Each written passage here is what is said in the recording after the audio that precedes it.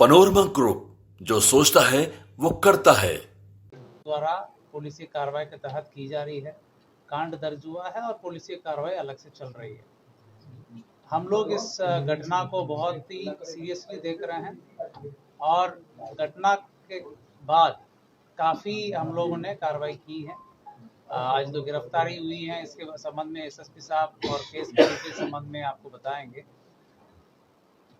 आचार संहिता बहुत ही एक मजबूत, तो उसी का अनुपालन 100% करने में हम लोग लगे हुए हैं और कराएंगे भी। कोई भी असामाजिक तत्व किसी भी प्रकार की प्रयास किया करेगा कानून तोड़ने का, आचार संहिता तोड़ने का या किसी भी प्रकार की इन्फ्लुएंस करने का कोशिश करेगा तो उनके विरुद्ध कठोरतम कार्रवाई की जाएगी। हम लोग 100% आर्म्स डिपोजिशन करने के लिए आदेश दिए हैं और लगातार जल्द से जल्द जितने भी लीगल आर्म्स हैं वो भी डिपॉजिट हो जाएंगे। चेकिंग पॉइंट्स हर विधानसभा में 50 के ऊपर पॉइंट्स बनाने के लिए निर्देश दिया गया है, जिसमें सीएपीएफ के माध्यम से भी चेकिंग कराई जाएगी। सीजर पूरे राज्य में पटना जिला में सबसे ज़्यादा सीजर अभी तक हुआ है। लगातार सीएपीएफ सक्रिय हैं और पर्याप्त मात्रा में सीएपीएफ की बल उपलब्ध है। वो पुलिस बल और मजिस्ट्रेट के साथ लगातार लीगल आर्म्स की बात है, उस पर और तेजी लाई गई। जहां जहां आवश्यकता हो सीएपीएफ को भी यूज़ करके उसमें छापामारी की जा रही है और जहां पर भी ऐसे सूचना मिलेगी वहां पर हम लोग छापामारी करके कांड भी दर्ज करेंगे। उक्त असामाजिक तत्वों को जेल भेजने का काम भी करेंगे। कहने का मतलब इलेक्शन कमीशन द्वारा दिए गए निर्देश पूरे लॉ और कानून को फॉलो करके इलेक्शन की प्रोसेस संपन्न होगा, वो बिल्कुल होगा, उसको पालन कराया जाएगा। उसमें कोई भी बाधा उत्पन्न करेंगे उनके विरुद्ध कठोर।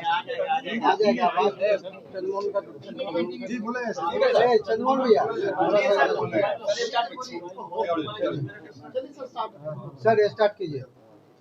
आप लोग अवगत हैं कि 30 तारीख को एक गंभीर घटना घटी थी और जो दुर्भाग्यपूर्ण था कि इस तरह घटना नहीं होनी चाहिए थी।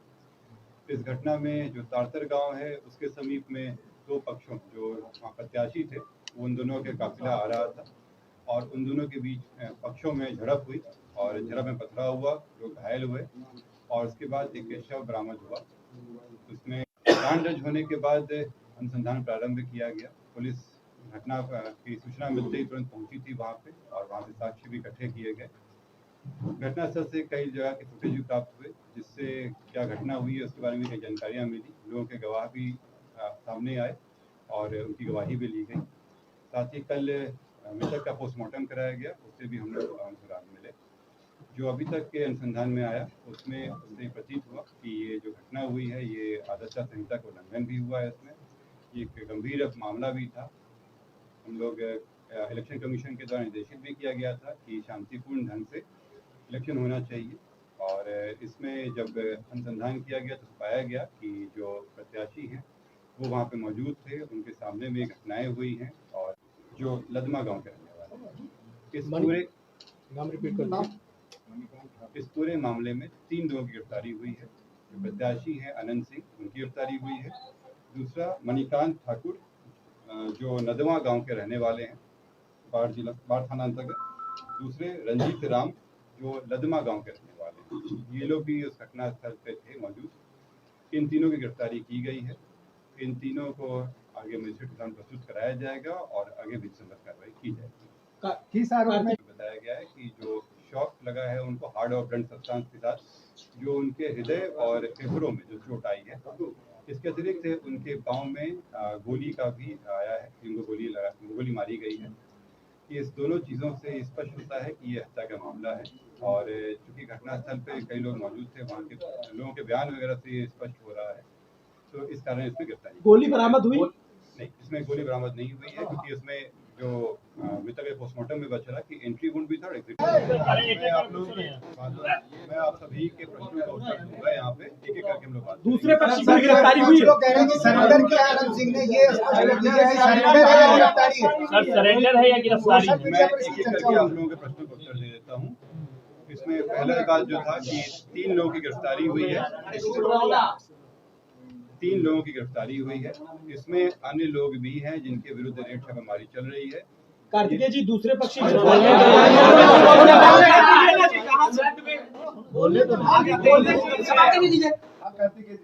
उधर से आके चिल्ला मैं फिर से रिपीट कराया जाएगा। जो आप लोगों द्वारा प्रश्न किया गया था कि दूसरे पक्ष पे क्या कार्रवाई हुई, तो आप लोगों को अवगत करा दें कि इसमें इस पूरे घटनाक्रम में कई चीजें हुई हैं। पहला कि जो आपस में दोनों पक्षों के बीच में मारपीट की घटना हुई थी, पत्थरबाजी हुई थी, उसका कारण दर्ज कराया गया है।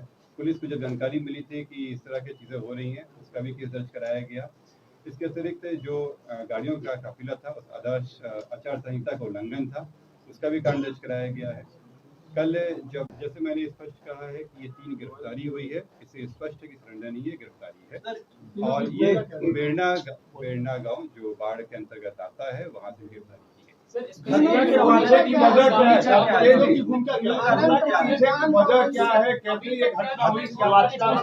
के लिए कस्टोडियल इंटरोगेशन आवश्यक प्रतीत होता है, इसीलिए इनकी गिरफ्तारी की गई है यहाँ पे। क्योंकि जो विधिवत प्रोसेस है उसमें इनको कोर्ट से प्रस्तुत किया जाएगा और वहाँ से हम लोग रिमांड के लिए ब्रेक करेंगे।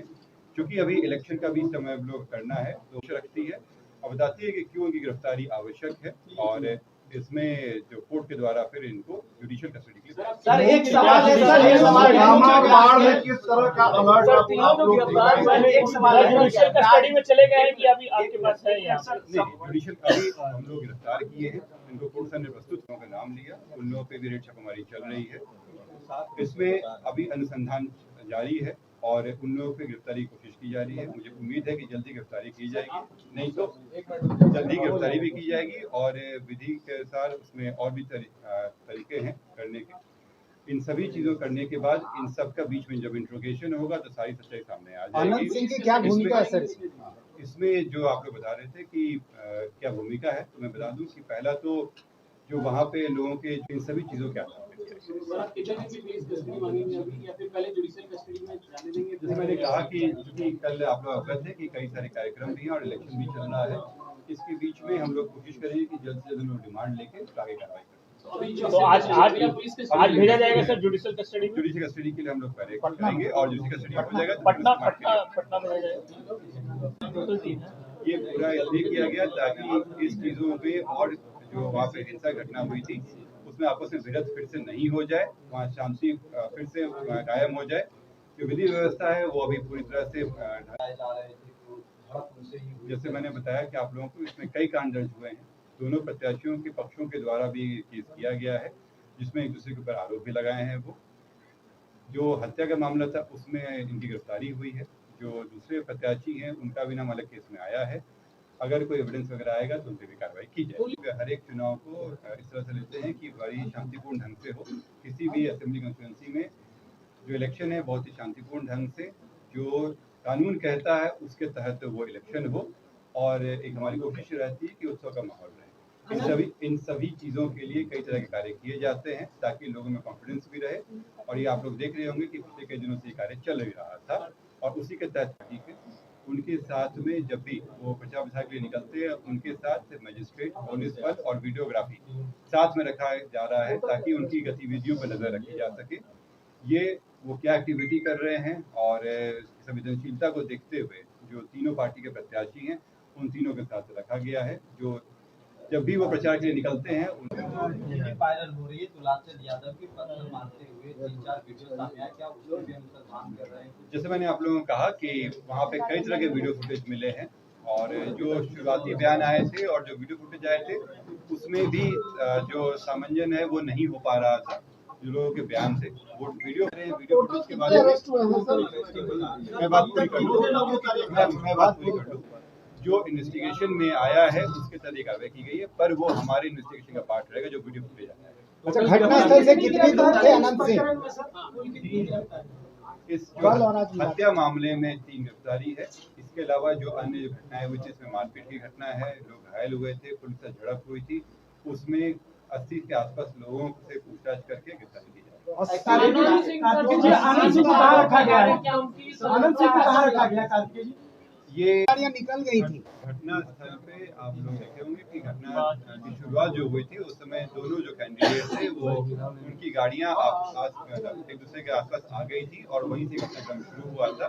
और इसी से ये जब पूरी घटना है वो शुरू हुई, जिसके अलग अलग पहलू रहे। सर अरेस्टिंग का टाइमिंग क्या है? अरेस्टिंग का टाइमिंग क्या है? अभी थोड़ी देर पहले उनकी गिरफ्तारी हुई है। हम लोग करीब आज 12 बजे, मतलब आज का दिन आने के बाद।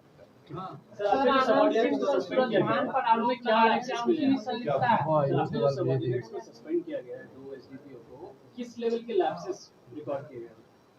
देखिए, इसमें आदर्श आचार संहिता बनाए रखना, आचार संहिता को बनाए रखना की जिम्मेवारी जो वहाँ पे थी रिटर्निंग ऑफिसर और जो पुलिस अधिकारी उन लोगों के ऊपर थी। जो जब इलेक्शन की शुरुआत हुई थी तो मेरे और डीएम सर के द्वारा वहाँ जाकर जो एमसीसी आदर्श आचार संहिता है उसके बारे में लोगों को जानकारियाँ भी दी गई थी, पुलिस पदाधिकारी और पदाधिकारियों को। और जो वहाँ के नोडल ऑफिसर हैं वो एसडीओ और वहाँ के एसडीपीओ हैं।